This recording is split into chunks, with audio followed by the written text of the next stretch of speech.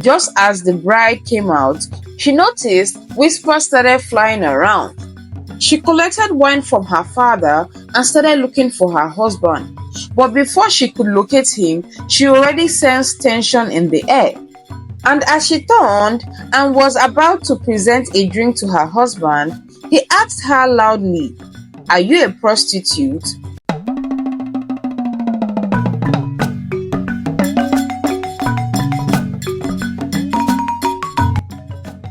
Once upon a time, in a faraway kingdom, there lived a group of individuals who lived in peace and harmony. There, a certain family, blessed with two daughters, named Chidimma and Chizoba, with Chizoba being the eldest. Their parents were known in the community for their peaceful nature. They kept a quiet life, and everyone had good things to say about the family. Their daughters were known to be ladies of virtue, as they couldn't be caught doing something to tarnish the image of their family. They had a very good friend, Uzamaka. They spent a lot of time together, doing various activities. Chidimma and Chizoba were good Christian girls, just like their friend Uzamaka. They went to church together and were dedicated Christian children. They were all adults and studying at a higher institution. The ladies were in their early 20s and lived a simple lifestyle, characterized by their modest dressing. They often got teased at school, and people would make fun of them for not being the fun type, but they would usually be found reading or going to church. One day, they saw their friend Uzamaka hanging out with people they mostly avoided, who smoked and drank at school. Later that day, when they saw her, they asked her what she was doing in the company of those girls. She said nothing much, that they invited her to a party where they could make cool cash. They asked what kind of job, and she said tending to guests and their needs. They asked her what she meant by that, and she told them it was exactly what she said. Chizoba said she wasn't interested. Chidimma, acting like she hadn't made up her mind yet, asked how much. Chizoba looked at her sister in shock, and Chidimma said, "You know I need money to buy textbooks, as Papa and Mama are really low on funds now. Let me see how I can support this one time." Their friend Uzamaka told them it was a night party, but they would only tend to the guests, and that's all. Chizoba, with an already made up mind, said she wouldn't be going anywhere, while Chidimma asked her friend Uzamaka to let her know the date and time. Chizoba further pressed her sister that she should consider what she was about to do, that she was about to enter the lion's den and might get entangled in it. Her sister said, "Don't you trust me? I'm just trying to make as much money as I can, and it's a one-time thing, so nothing to worry about." The next day, Uzamaka informed her about the day and time, and they picked a meeting point. The day arrived, and Chidimma got ready, told her sister goodbye, who responded by saying, "I will put you in my prayers," and left. Chidimma met Uzamaka at the designated spot, and they both took off for the party. They got there and changed into the uniforms used for serving guests. As they served, Chidimma did not fail to notice the young man who kept staring in her direction. It got to the point she had to approach the man and asked if he needed anything. He said no, and so she inquired as to why he had been staring in her direction. He replied saying that he could not keep his eyes off her, and so he asked her to sit with him for a drink. She politely declined his offer, saying she was on duty. Chidimma said no and insisted on it, as she was going round serving. The boss in charge told her that if she didn't go and keep that young man, who is actually sponsoring the party, company, she would get kicked out without receiving payment. Her friend Uzamaka, who overheard the conversation, walked up to her and said, "I heard all that the lady said to you. Are you okay? Don't you want to make more money? That man can dash you more money." She replied saying she didn't come here for that she wasn't interested. Her friend told her to go sit with the young man, that she did not need to do anything with him. Just keep him company.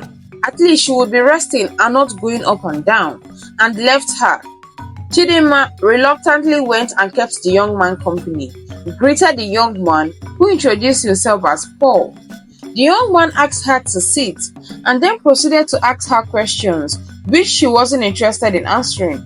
He asked her to take a drink, and she politely declined. He then told her to at least take a table water, which she accepted. As they were still talking, Uzoamaka called her to the side and told her to stop what she was doing, that she doesn't like it, that she should be free with him, okay? She gave out a heavy sign and returned back to her seat. After a while of talking with the young man, she felt dizzy, and that was the last thing she remembered. She found herself in her room, held her head in her hand, and her sister came to meet her shouting, "Thank God! I have been so worried about you. I almost sent words to Mama and Papa." Chidimma asked her sister Chizoba what happened to her and how she got here. She said she has been meaning to ask her that since she came into the room. Chidimma, looking puzzled, said, "I don't remember walking in here all by myself," and asked her if she had seen Uzoamaka. She said no, that no one had heard from her. She asked what day it was. She replied saying Tuesday. Chidimma looked at her sister with a puzzled look and asked, "Have I been passed out for 2 days?" She said, "Well, you came back yesterday. I thought you spent the night at where you went to serve and was expecting you to be back the following day. That as I did not see you, I became worried as I couldn't reach neither you nor Uzoamaka." Chidimma said, "Thank God I'm home now, and I definitely won't be going out again." "I should have listened to you, sis." Chizoba hugged her and said, "It's alright, that thank God she is home now." Chidimma picked up her routine but was still searching for Uzoamaka as she still hasn't seen her. The next day, she mustered courage to go see the girls who usually talked with her and inquired about Uzoamaka, and they said they haven't seen her since the party. She asked if they saw her with someone. They replied saying yes, but did not see her after that. As the days went by, Chidimma noticed she felt strange as she woke up most times in weird clothing that she would usually be caught dead wearing, as she was against that kind of outfit, and so wondered what usually happens to her. Chidimma had to go report her friend missing, and a search began for her. While all these were happening, Chidimma stumbled on a guy who shared the same religious belief with her, and they started a relationship which blossomed into something very wonderful. But Chidimma wasn't open to him about what is going on with her, as she still wakes up dressed in weird outfits no matter how well she locks the door. It seems she just magically wears those outfits, as she wondered where such clothing came from, as she nor her sister wears such. One day, her boyfriend Patrick proposed marriage to her, and she accepted. She informed her parents and they started making preparations. Her sister was super excited for her and so joined in the planning process.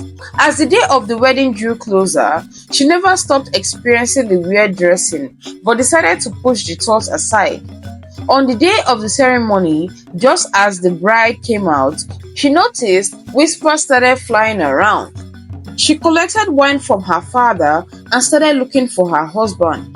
But before she could locate him, she already sensed tension in the air.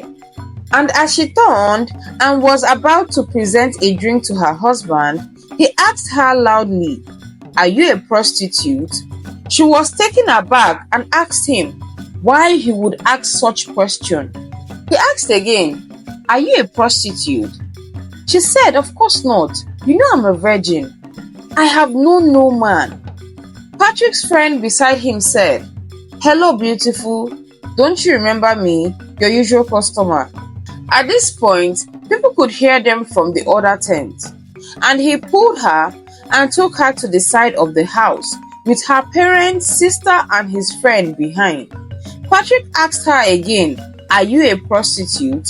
Her father heard the question he asked his daughter and asked him to stop embarrassing his daughter. That what sort of rubbish is this? That if he doesn't want to marry again, we understand, but don't embarrass her. His friend said he knows her, that he is sure she is the one, and asked her if she has a birthmark on her right breast. In truth, she did, but no one except their family members knew about this, as she was always well covered. They asked if she knew what this man was talking about, and with tears already flowing down her eyes, she said, "Papa, I don't know this man." Patrick said, "Well, as far as he is concerned, this marriage is as good as over. I can't marry someone that is loose," and walked away with his friend, and everywhere became rowdy, as some gossipers had already shared the news they overheard and left their compound. Her father was very ashamed and kept asking her to explain herself. She decided to tell them what has been happening to her since the day she went to serve at a party. Until today, she hasn't seen her missing friend Uzamaka. Her parents wept and wondered why they are just hearing this, and decided to call the man of God for prayers. The next day, the man of God was invited into their home. He prayed fervently and he saw what happened that day. He narrated that when she stood up to quickly talk to her friend Uzamaka, the man Paul, whom she met there, slipped something into her bottle of water, and when she took it, it made her dizzy, while he took her away with him. That he performed rituals on her so she could make him money by having to go out and sleep with different men and win their souls for him, which in turn made him rich. Tears filled Chidimma's eyes, and she started saying, "God, please forgive me. I just wanted to make money and never planned for this." He said that party was filled with ritualists who were there seeking whom to use for money rituals, that unfortunately the man who took Uzamaka home has killed her and used her for rituals, that she should be grateful to God that she can still be saved, but her friend is dead and gone.